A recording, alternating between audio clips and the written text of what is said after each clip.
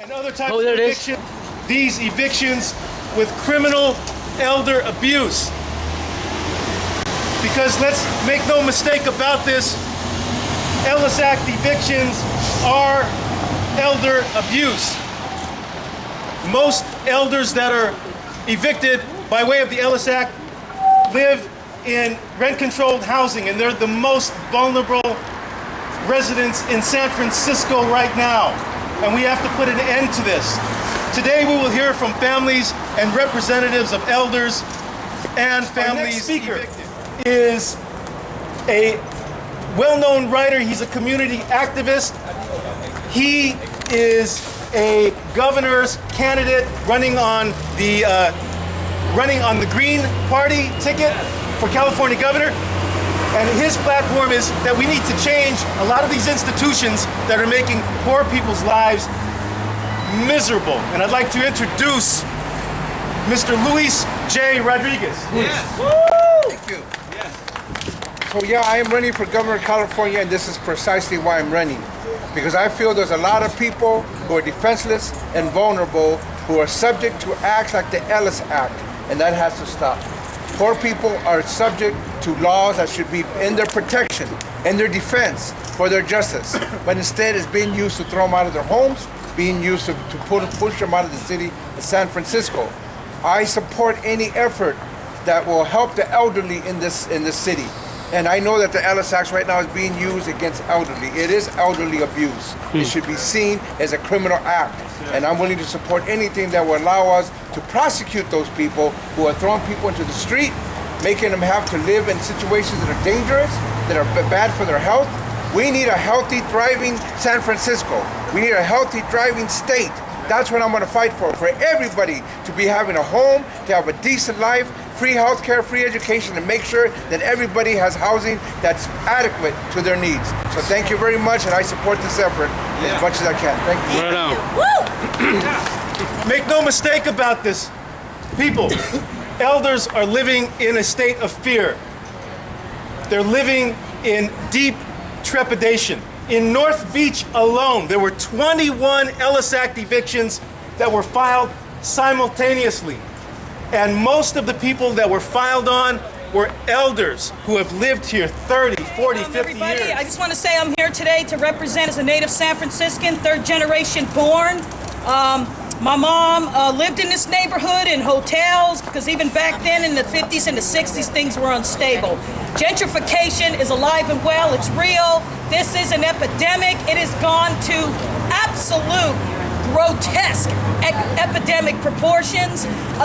My abuela, my grandmother, was born and raised in the Mission, born 1920 in the Mission, and she died because of the stress behind Ellis Act. It caused a lot of health problems to exasperate in her body, and it took her down fast. And this is the real of what a lot of families are dealing with in this, not only this nation, but definitely in one of the wealthiest cities in Northern California, San Francisco. This is our town, our community's town. We belong here.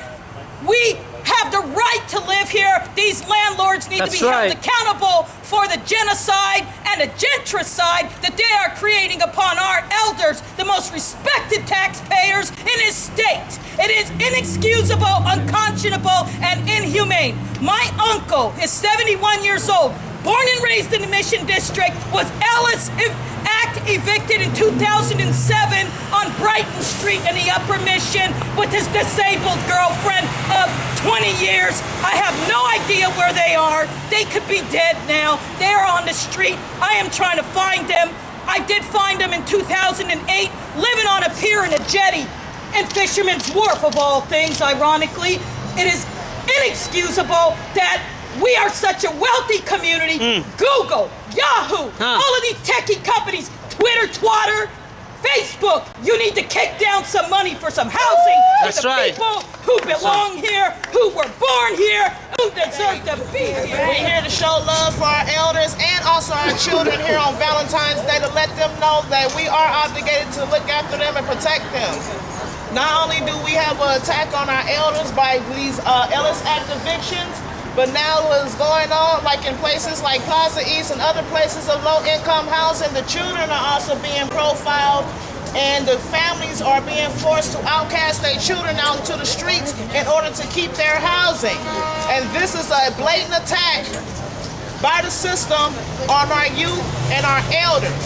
If you put the elders out on the street after eviction, 9 times out of 10 they die. You put the children out, and we're being forced to put restraining orders and stay-away orders on our children instead of giving them the adequate help that they need to survive and become productive citizens. They go straight to the prison industrial complex, which that is more money. So how is we outcasting our youth and our elders through these evictions and committing crimes of harm and mental instability and trauma? This is against the law. 360AB says you cannot inflict these things upon an elder. I don't care about the landlord's rights. The landlord's rights should not include murder, because this is what this is. This is murder. This is neglect. This is abandonment. This is elder abuse. And it's child neglect also if the families are forced to put their children out on the street in order to keep their housing. So I just want to let you know that right now we're going to fight all against these evictions. And these things need to be deconstructed, and we do need to change the conversation, because without our elders, we wouldn't be here. Without our youth, we would not have a future. And these are the main things that these landlords, these public houses are attacking. And I say stop it now. Introduce an attorney that's been working in tenant issues for a very, very long time. He's a fighter, he's a warrior, Mr. Anthony Prince. Come on now.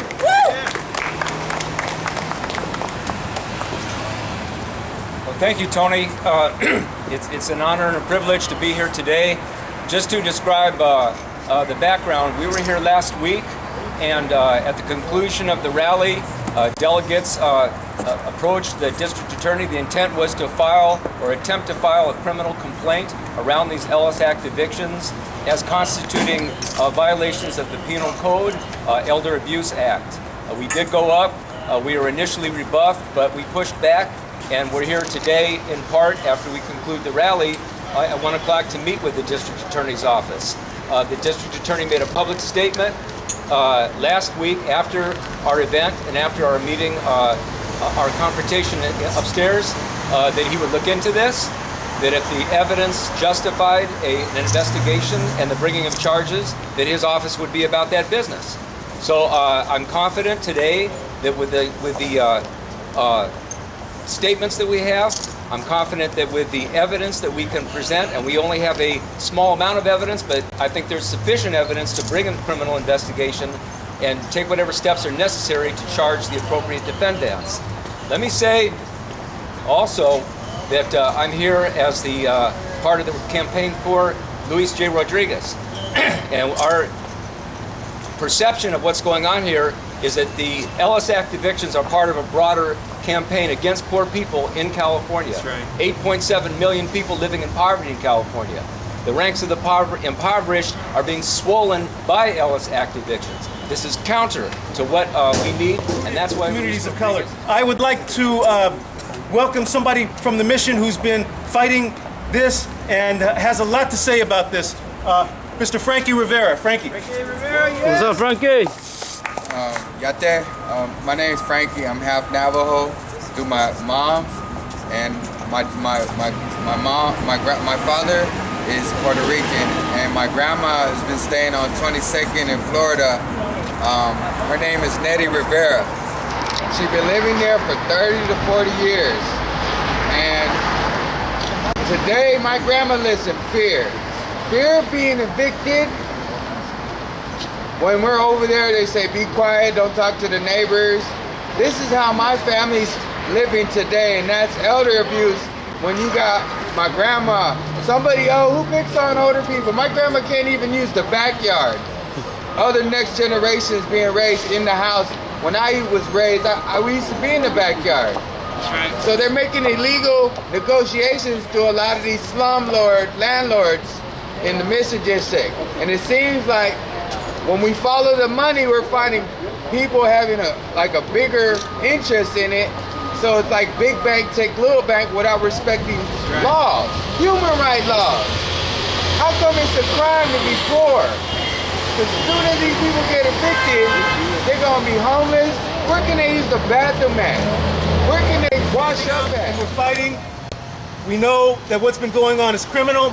A lot of people have been making a lot of money off us, off doing this stuff to us, and we ain't having it anymore. Tiny from Poor Magazine is a poor mama. She's a poverty scholar and was Ellis Act evicted a couple of years ago in the Mission, and she's going to tell her story right now. Tiny. Can I have that? Come on. Tiny! The war on the poor is in full effect, from Frisco to Oakland to the Philippines and Iraq. But now the soldiers are social workers, politricksters, and legislators creating lying legislations and contracts. That's out of a piece I did with my fellow poets of Poor Magazine, also my welfare queens, that's small W capital Q, because us poor peoples have been under attack for a long time. Ever since this beautiful Ohlone territory was stolen by the colonizers who created the first gentrification many hundreds of years ago. This isn't new. It's just instead of plaguing us with smallpox, now they have papers and lawyers and laws that protect them. That's right. And this is an abomination. This space, this building, the Hall of Injustice for so many black and brown and poor people, where we are continually, like my brother Frankie says, kicked out, like my sister Viv says, left on the street. And when we're out, our bodies are criminalized and we are put in jail. And that's the housing that they have waiting for us. Do not be mistaken. In the big plan of cleaning up San Francisco and Oakland, elders and children have no part in that. Do not get it wrong. These speculators and real estate developers, who are only about 12 of them, are perpetrating crimes against our bodies. Myself, starting a home for poor single mamas in the Mission, with my sister Sandra, with my other sister Lori, right? We had no place to go, and we started a house for poor single parents and children. It was beautiful, and it was a solution created by poor people. Guess what? A year later, we got an eviction notice, Ellis Act eviction, and the landlord told us, you guys are great, but we can make 3 times more money on your place. And so you need to go. The Google bust action and also the anti-eviction mapping project. She comes with a lot of heart, spirit, passion, and a whole lot of respect. Erin. Come on in. Thanks, Tony. Yeah, you know what? We stood up against those Google buses, and we're going to keep on standing up against those Google buses. We're standing up against speculators right now who are taking advantage of a state law that was designed so they could go out of business. You know what they're doing? It's part of their business model. And you know who they're targeting? They're targeting our elders. They're targeting the most marginal people in our communities. Who the hell would do that? Who would evict their grandparents from their home of 40, 50, 60, 70 years? Not us. You know who? A bunch of landlords who are making money off of us, and we are not going to let that happen. They're taking advantage of a political economy that Google, Facebook, Apple, Twitter, you name it, they're actually feeding. There's this trinity, right? There are the speculators and the landlords. There are these rich tech companies getting tax breaks from the city, and then you know what? There are these landlords who are feeding money to the politicians in Sacramento and in our city. Look at Scott Wiener. 75% of his money is coming from real estate. The California Realtors Association is one of the biggest lobbyist groups in Sacramento, and we wonder why we can't get rid of the Ellis Act. Well, we're going to get rid of the Ellis Act, and it's starting now. We're going to reform it. We're going to Sacramento on Tuesday to push for a reform. But right now, what we're going to do is file criminal charges against some of the most egregious landlords in San Francisco. A reporter, but more affectionately, you know him as Bad News Bruce of Poor Magazine, Bruce Allison. Bad News Bruce! Presently, there are getting effective training free from the city. Bernstein's at Fort Mason trains people how to get around the Ellis Act and thus legally kick people out by throwing a little money at them. Some of these people hadn't left their house under rent control. They're paying $400 a month, and you hand the person $10,000 and says, take this and leave. They don't realize excuse me, that is less than 1 year in a single apartment in San Francisco, if you can find one. Thank you very much. Come on, bad news, bros.